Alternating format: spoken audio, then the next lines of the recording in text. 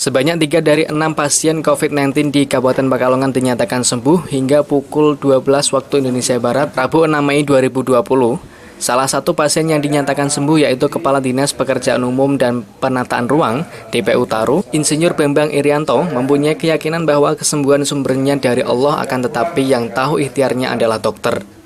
Salah satu pasien sembuh, Kepala DPU Taru, melalui konferensi pers memberikan pengakuannya selama 19 hari menjalani isolasi di RSUD Keraton. Pihaknya menyampaikan, "Saya mempunyai pernyataan sendiri dalam hati maupun secara lisan, saya harus mematuhi dokter. Jangan sampai saya pulang hanya karena saya minta pulang. Sebelum dokter yang mengizinkan, saya pulang." Catatan yang paling terpenting adalah kita sebagai warga negara harus patuh kepada pemerintah, imbuh Bambang. Pernyataan dalam hati maupun secara lisan, saya akan mengikuti dokter. Jangan sampai saya pulang hanya karena saya minta pulang, atau jangan sampai saya tidak mau pulang karena hanya saya pengen di sini. Akhirnya saya dipulangkan, dan yang luar biasa ini adalah Pak Dr. Zaki bilang gini, "Pak Bambang, ini kalimat mencatat, sekarang tidak usah mikir positif negatif. Pak Bambang sudah layak untuk kembali ke rumah karena catatan medisnya bagus.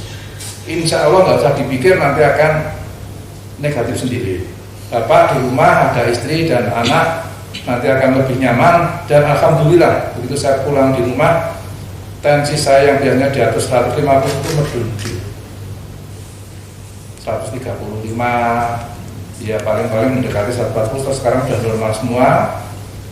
Catatan yang paling penting adalah kita harus jadi warga negara yang patuh pada aturan pemerintah. Isolasi mandiri di rumah kami tegas. Dan ini sesuatu yang menggembirakan. Anak saya yang sehat negatif mendampingi bapak ibunya sama kakaknya hampir 1 bulan lebih, alhamdulillah tetap negatif. Hasil terakhir pagi tadi. Karena apa? Saya tidak pengen memberitahukan kita tidak hati-hati, tapi yang harus dilawan itu rasa takut yang luar biasa yang dibesar-besarkan oleh masyarakat. Mohon ini Bapak Ibu media juga bisa ikut mengedukasi. Sepanjang kita mengikuti protokoler, tidak perlu ditakuti. Saya serumah 4 kamar, dan anak saya melayani makan di rumah itu.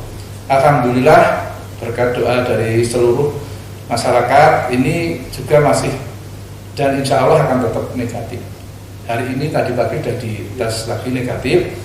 Catatannya kami tidak saling bersinggungan.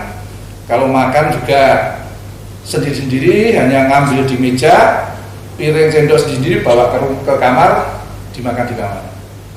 Anak saya yang sehat ngambil dulu, keluar hanya kalau mau berjemur. Alhamdulillah kami sudah mempersiapkan ya, karena anak saya 4, saya siapkan, anak saya 3, masing-masing kamar sudah ada kamar mandinya. Kalau itu dipatuhi, ternyata secara psikologis lebih aman. Yang pengalaman saya, justru yang akan membuat drop itu adalah psikologis. Jadi jangan stres. Saya menikmati kesendirian di rumah sakit itu. Yang pertama karena saya mempunyai tanggung jawab, saya harus mengamankan keluarga saya. Kalau saya stres, mereka akan lebih stres. Kemudian yang kedua, alhamdulillah kita sepakat dalam keluarga saya, tagline-nya hanya 3. Sabar, ikhlas, dan tawakal tanpa batas.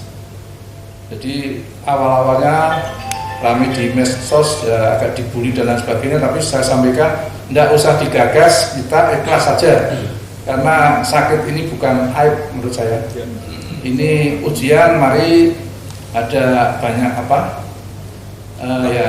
orang-orang pintar kayak kiai yang mengedukasi kami.